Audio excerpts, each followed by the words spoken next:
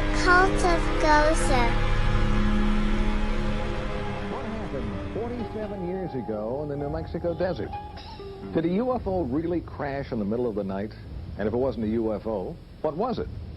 And is the government covering up the story of the century? Well, one thing is for sure.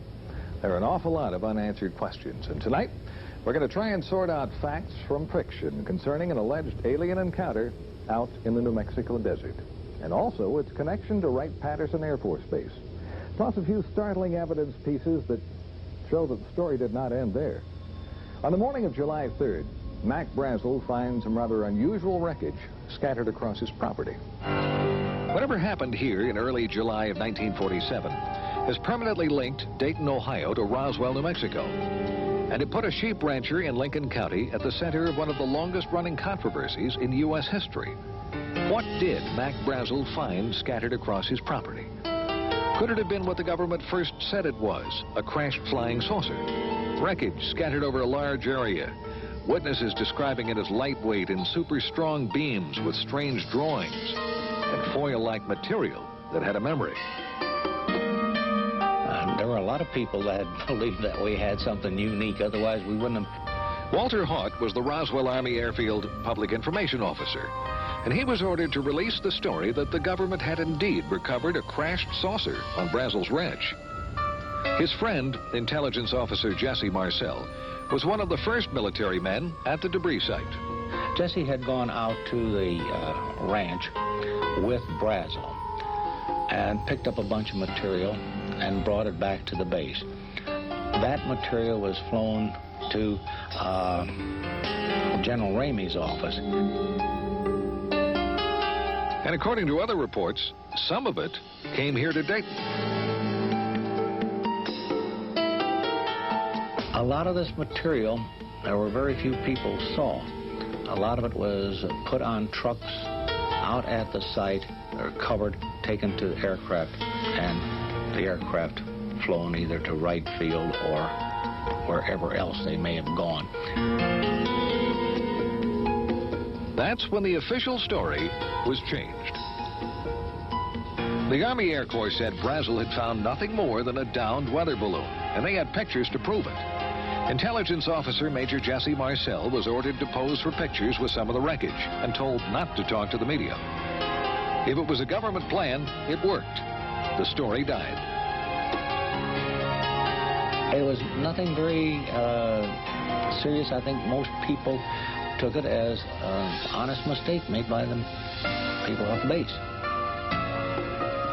For many years, no one in this New Mexico town thought much more about the story until a few of them started comparing notes.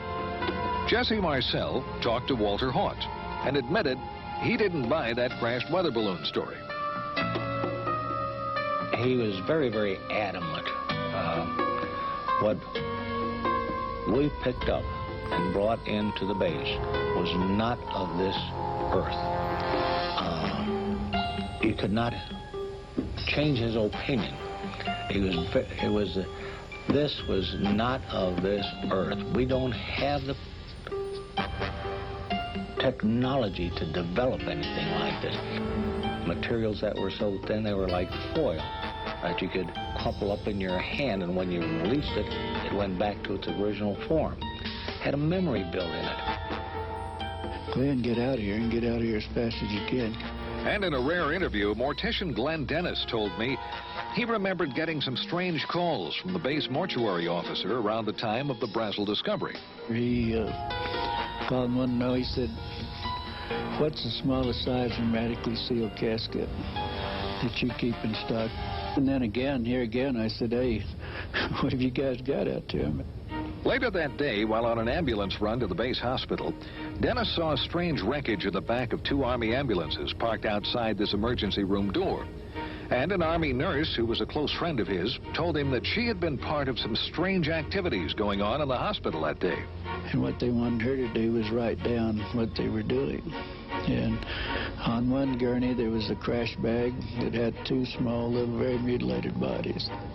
And then on the other gurney, there was a crash bag there that was unzipped, and it had a The little body, she said, that was almost complete. It hadn't been mutilated. She claimed they were doing an autopsy on that one, a body that was not like anything she had ever seen before. She described some very unusual features that were not human. It only had 4 fingers, and on the tips of it were little pads, and then it looked like very small, minute little suction cups. Then they described the arm as much larger here from the human, and a very short joint up here, and the head was very large. The eyes were very sunken in. But what were they? Dennis was told by a high-ranking military officer that they were indeed something special. He said the bodies were definitely aliens. All right, so what did Mac Brazel really find out in the desert? The weather balloon doesn't carry passengers, and it wasn't all that secret. And where did the bodies come from? What about those reports as well that both wreckage and alien bodies were shipped to Wright-Pat? Well, coming up, we'll try and track down exactly what was and was not shipped here, and why the Roswell case is still under the microscope after all these years. Plus, we're going to find out what the Air Force has to say on this possible alien encounter.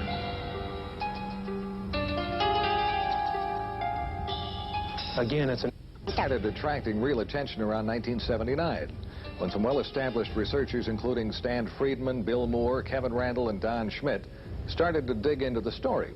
Witnesses talking about another crash site miles from the Brazel Ranch and alien bodies. Also, rumors of a Wright-Pat connection grew. This teletype from the FBI office in Dallas to the one in Cincinnati mentions a disc and balloon being sent to Wright Field for examination. And Army Air Corps pilot Pappy Henderson admits that he flew wreckage of a crashed saucer from Roswell to Dayton, and he tells a friend that he saw alien bodies. The question is today, 1994, where is the material? Where are the bodies? Certainly unique specimens would have been preserved. Authors and researchers Kevin Randall and Don Schmidt have just released the latest book on the Roswell case. And they told me witnesses have shed even more light on the story. We've talked to both civilians and military who were there. We have over 50 sworn affidavits attesting to personal involvement in this case. And more than one witness has mentioned government cover-up. The Provost Marshal Edwin Easley now, who mentioned over and over again that I'm still sworn to secrecy, yet before he died, he acknowledged his involvement, the bodies, and that the President, whether personally or indirectly, had asked them to cooperate and never to say a word about this. And about that Wright-Pat connection? We have first-hand testimony that there were 2 separate body flights that went out early morning of July 6th, sometime between 2 and 3 in the morning. That there were 2 flights, one went on to Andrews Air Force Base in Washington, D.C. And we can only imagine who may have been interested in possibly seeing the contents within the bomb bay. And the other flight went on to Wright Field. All right, some amazing allegations as to what might have been shipped to Wright-Pat following the crash at Roswell. Well, recently we went on base to try and find some evidence to back up the witness statements and also try and prove or disprove the allegations and also some long-standing rumors. We got some answers and a few surprises. This is Area B at Wright-Pat, and behind me a cluster of buildings and hangars. Now, most of the old rumors were that the bodies and wreckage were kept in Hangar 18. Well, first of all, there never was a Hangar 18.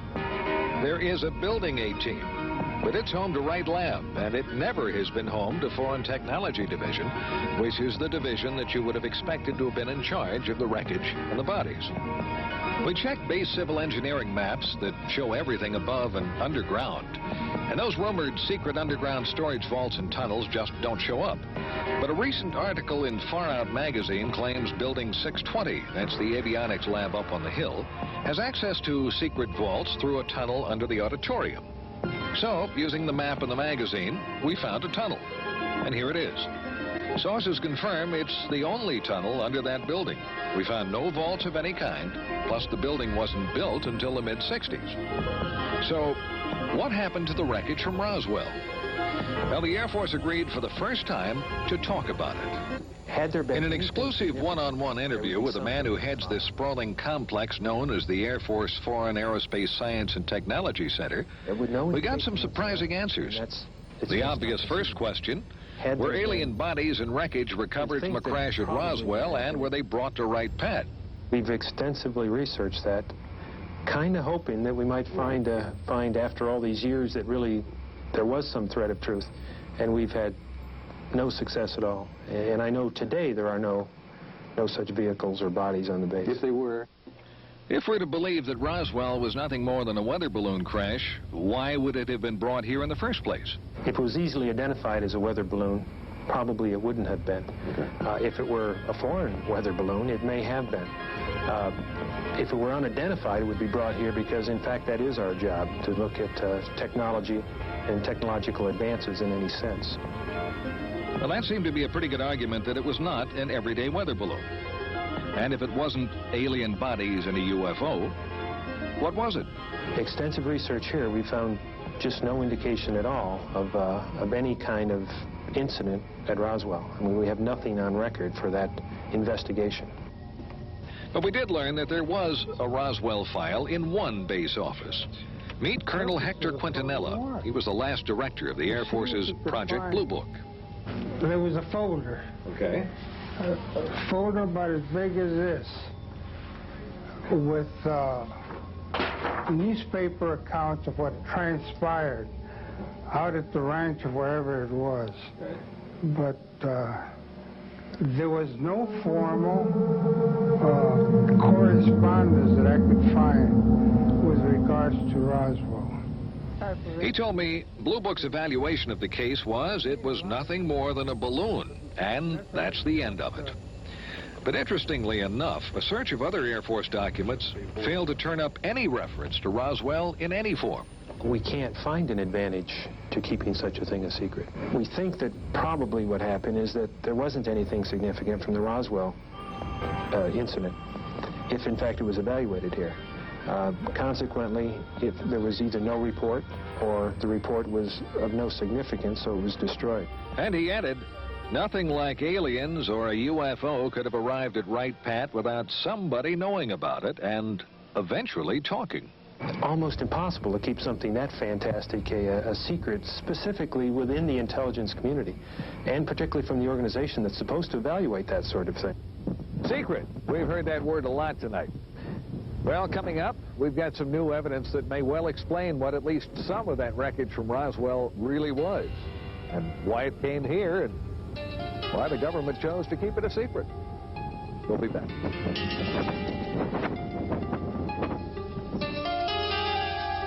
The official story, it was nothing more than a weather balloon that crashed near Roswell, New Mexico back in July of '47. And there are as many theories as there are UFO investigators, but every one of them agrees on one fact. Something unusual crashed right here on Mac Brazel's ranch near Corona, and the government covered it up. And they also claim more wreckage and bodies were found at other locations.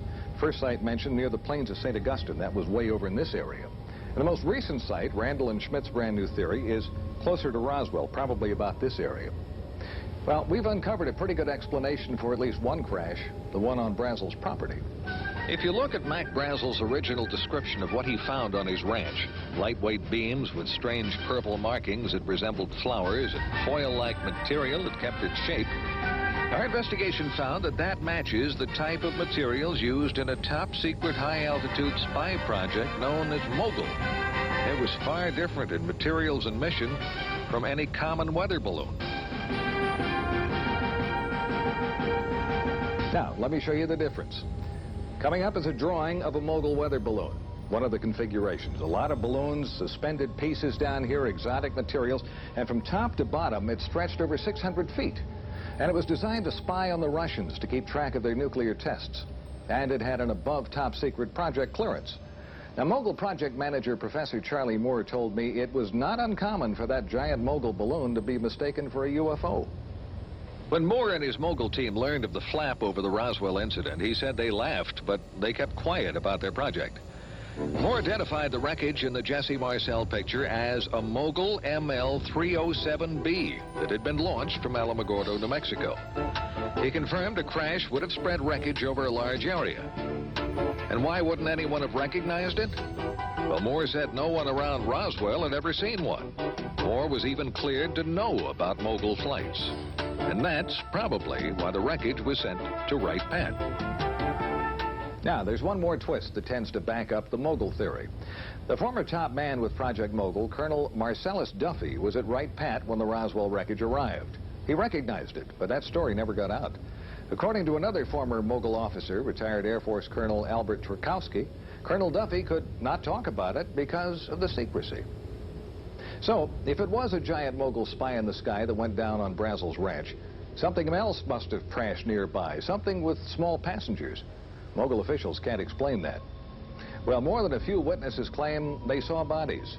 Like a man identified as a former Air Force physician who related what an intelligence officer told him about strange bodies and a Wright-Pat connection.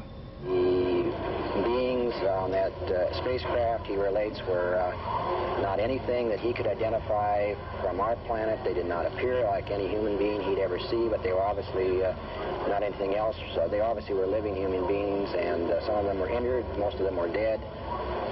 They were taken by he and a number of other individuals to Wright-Patterson Air Force Base at that particular point in time, and he said they were put there for later evaluation, identification, examination by the Air Force and by the military. Now, when we come back, possibly the first physical evidence that more than just wreckage from a top-secret project came to Wright-Pat. Plus some pictures that could prove UFOs are real. Well, we've had great photographic proof for years. Question is the resistance to accepting it as being proof. Brown Hospital on the grounds of the VA Medical Center in Dayton. And up until a few years ago, it was a very active hospital. And on the 3rd floor of this building, there was the dental lab. In that lab, a dental technician. We'll call him Jack Smith. And as Jack told the story to Len Stringfield, it was on a Thursday. He remembers the day quite well because Thursdays were normally very quiet days here at the VA Medical Center. And 2 men he identified as officers from Wright-Patterson Air Force Base brought him a model, an impression of a lower jawbone. They wanted a working model made. He was to keep no records, and the mold he created to make the model was broken and thrown in the trash as the Air Force officers left.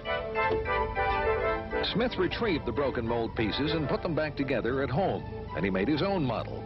He said he knew this just wasn't human. Few have ever seen it, and those that have can't identify it.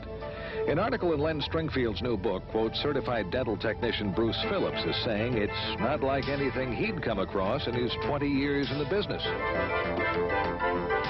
The teeth are flat, no cutting surfaces. The shape of the jaw is different from humans, and the arch is much deeper. If it isn't identifiable as animal or human by people who should know, what is it?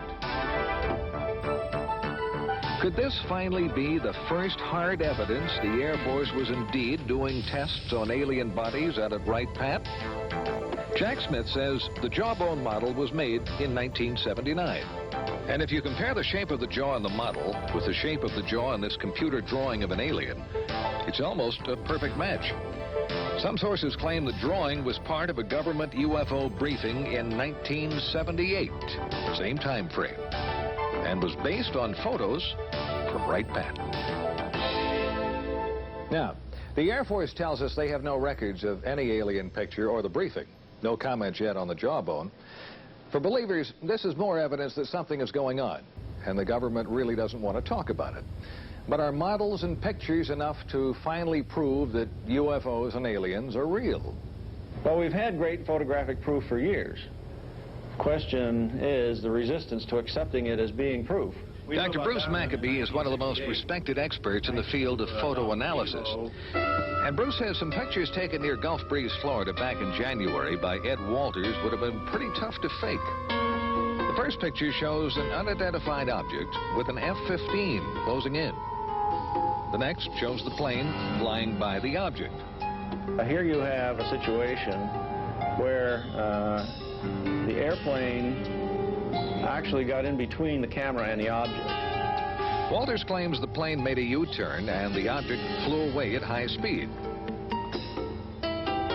Maccabee showed me videos of other sightings around Gulf Breeze at around the same time, and they were ones that were hard, if not impossible, to explain. Skeptics have often said, you know, if this stuff were real, you would have photos and videos. What can I say? Now you've got photos and videos. Now you've got photos and videos. It's interesting to note the Air Force has never said that UFOs don't exist. Was this a break in a curtain of secrecy surrounding the real UFO story? Has the government really been covering up the story of the century? It all comes down to what you believe. And as in the past, it remains the controversy that won't die. And whether the evidence connecting Wright-Pat to the UFO phenomena is accurate or not, the base is forever a part of that legend. I'm Carl Day.